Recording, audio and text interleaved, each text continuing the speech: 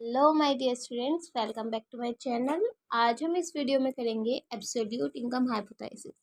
Absolute income hypothesis क्या होती है, कैसे होती है, कैसे वर्क करती है, क्या है इसके अंदर, ये हम सब आज पढ़ेंगे। मैक्रो इकोनॉमिक्स का ये हमारा टॉपिक है। एब्सोल्यूट इनकम हाइपोथेसिस जो है वो किसने दी थी? जेएम कीन्स ने दी थी। जेएम कीन्स ने हमें क्या दिया था? Absolute income hypothesis. ठीक है, इतना तो आपको याद हो गया होगा कि भी कौन सी इकोनॉमिक्स ने दी है। जेएम कीन्स ने दी है हमें absolute income hypothesis.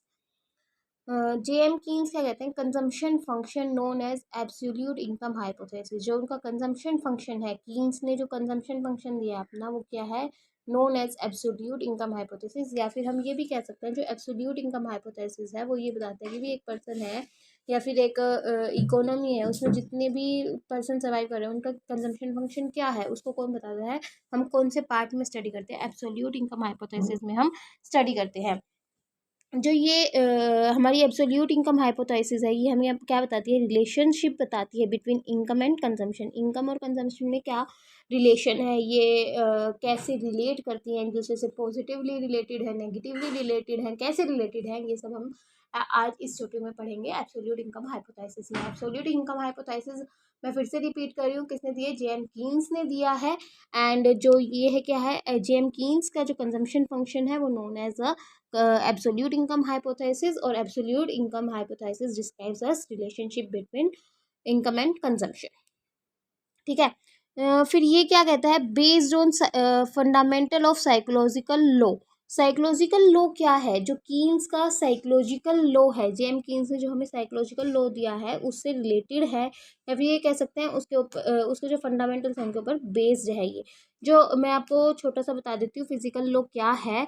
Physical law हमें ये कहता है कि भी जैसे जैसे इनकम इंक्रीज हो रही है, कंजम्पशन भी इंक्रीज हो रही है, but not in same proportion. जैसे जैसे हमारी इनकम इंक्रीज हो रही है, मान लीजिए हमारी इनकम पहले ज़ीरो थी, ज़ीरो तो नहीं, पहले हमारी 20 थी इनकम, मान लीजिए अब एकदम से 50 हो गई, 60 हो गई, 70 हो गई, कितनी भी हो जाती है। तो लेकिन जो हमारी कंजम्पशन है वो उस लेवल से नहीं इंक्रीज हो रही है। इंक्रीज तो हो रही है बट सेम प्रपोर्शन में नहीं हो रही। तो वो क्या है? साइकोलॉजिकल लॉ कहता है हमारा। और जो हमारी एब्सोल्यूट इनकम हाइपोथेसिस है वो उसी के ऊपर, उसी के जो फंडामेंटल्स है उनके ऊपर बेस है। अब हम देखते हैं जो कीन्स है उसका कंजम्पशन फंक्शन कैसा है, उसका कंजम्पशन फंक्शन कैसे शो किया जाता है। उसने कंजम्पशन फंक्शन दिया C is equal to A plus B Y. उसका ये क्या है? कंजम्पशन फंक्शन है। कीन्स ने ये अपना क्या दिया है? कंजम्पशन फंक्शन दिया। इसके बारे में हम आगे भी बात करेंगे।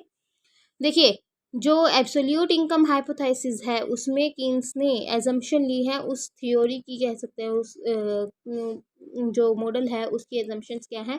Real consumption is a stable function of real disposable income. Real consumption जो है वो क्या है? एक स्टेबल फंक्शन है किसका? डिस्पोजेबल इनकम का। अब हमें ये पता होना चाहिए डिस्पोजेबल इनकम कौन सी होती है। डिस्पोजेबल इनकम वो इनकम होती है जो हमारे पास टैक्स वगैरह डिडक्ट करने के बाद इनकम बच जाती है। वो इनकम का पार्ट जो हमारे पास रिमेनिंग पोर्शन बचा है वो क्या होता है? हमारा डिस्पोजेबल इनकम होता है। फिर आता है MPC is a positive fraction. जो एमपीसी है, मैनेजरियल प्रोपेंसिटी टू कंज्यूम, वो क्या होगी? पॉजिटिव फंक्शन होगी। और जो ये आगे मैं टेबल है उससे आपको समझा दूंगी, आपको एक बार रीड आउट करा रही हूँ।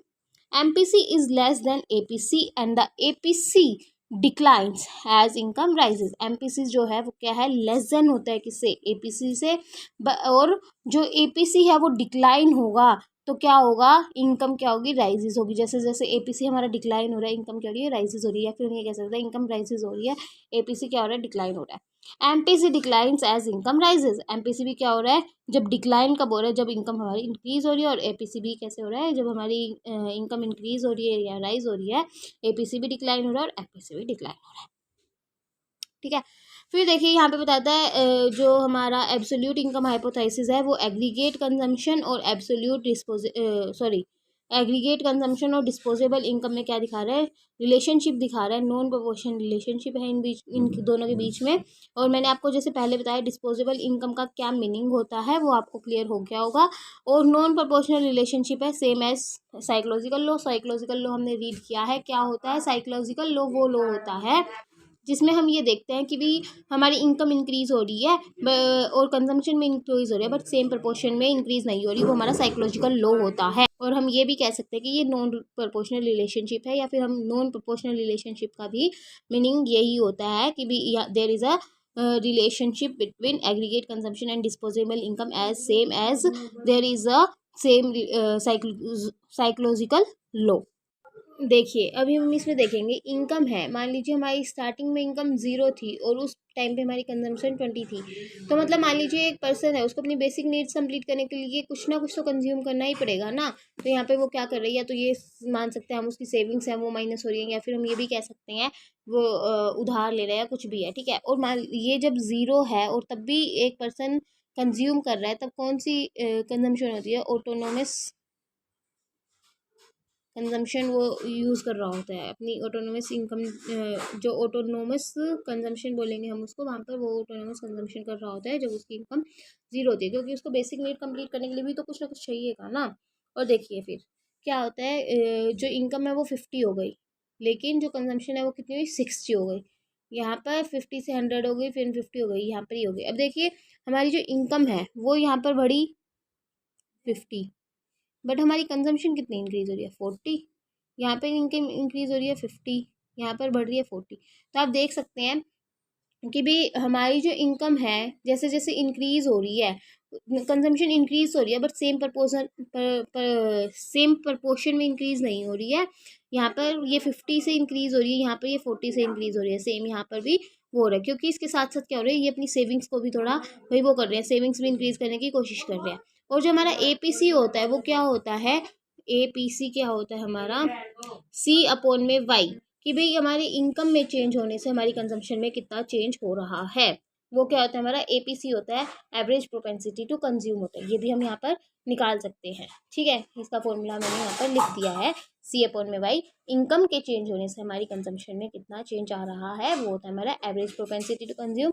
मैं हमको एमपीसी भी बता देती हूँ कैसे निकलता है, वैसे ये हमें आगे काम आएगा, लेकिन फिर भी हमें पता होना चाहिए। चेंज इन इनकम और चेंज इन कंजम्पशन, कि भी कंजम्पशन सॉरी इनकम में चेंज होने की वजह से कंजम्पशन में कितना चेंज आ रहा है, वो हमारा एफपीसी होता है, ठीक है। अब देखिए इसकी प्रॉपर्टीज़ वही हैं, जो इनकम इंक्रीज होती है एपीसी डिक्लाइन हो रहा है, और इनकम हमने पहले एजम्पशंस में भी पढ़ा था, इनकम इंक्रीज हो रही है तो हमारी जो एमपीसी है वो भी क्या होती है, डिक्लाइन होती है, और यहाँ पर एपीसी भी हमारी क्या होती है, डिक्लाइन होती है। MPC always positive, MPC always positive less than 1, जो एमपीसी है वो क्या है, पॉजिटिव है, और क्या है, लेस देन 1 है, वो क्या रहेगी, हमेशा लेस देन 1 रहेगी, उससे अबव नहीं होगी। कंजम्पशन और इनकम नॉन प्रोपोर्शनल रिलेशनशिप, मैंने आपको पहले भी बताया कंजम्पशन और जो इनकम है उनमें क्या है, नॉन प्रोपोर्शनल रिलेशनशिप शो करता है। अब देखिए हमारे पास आता है डायग्राम इसका, एक साइड हम ले लेंगे वाई एक्सिस पे कंजम्पशन, एक साइड ले लिया हमने इनकम। तो ये हमने ड्रॉ की इनकम की लाइन, और यहाँ पर क्या है हमारा कंजम्पशन फंक्शन है C=A+BY। मान लीजिए OY एक इनकम है एक पर्सन की, तो कंजम्पशन इतनी उसकी पूरी क्या हो रही है, कंजम्पशन हो रही है, इनकम उस बंदे की इंक्रीज हो जाती है, तो वो कंजम्पशन यहाँ पर ना करके जो मतलब कंजम्पशन उसको इतनी करनी चाहिए, लेकिन यहाँ तक क्या करेगा, वो कंजम्पशन करेगा, क्योंकि ये उसका क्या है, एक लेवल है, और फिर जो इनकम है वो यहाँ तक जा रही है ना, उसकी इंक्रीज हो रही है, तो ये जो है यहाँ तक उसकी इनकम है, और ये जो पार्ट है वो क्या हो जाएगी, उसकी सेविंग हो जाएगी, भाई वो कंज्यूम इतना ही कर रहा है, और ये जो बाकी का पार्ट है वो क्या कर रहा है, सेव कर रहा है, ठीक है। और ये फिर हमारा क्या होगा, चेंज इन बाय, और ये क्या होगा, change in consumption. I hope आपको ये समझ में आ गया होगा, समझ में नहीं आ रहा तो आप मुझे कमेंट सेक्शन में जरूर बताएं, और चैनल को सब्सक्राइब करें, वीडियो को लाइक शेयर जरूर करें। Thank you so much, bye bye.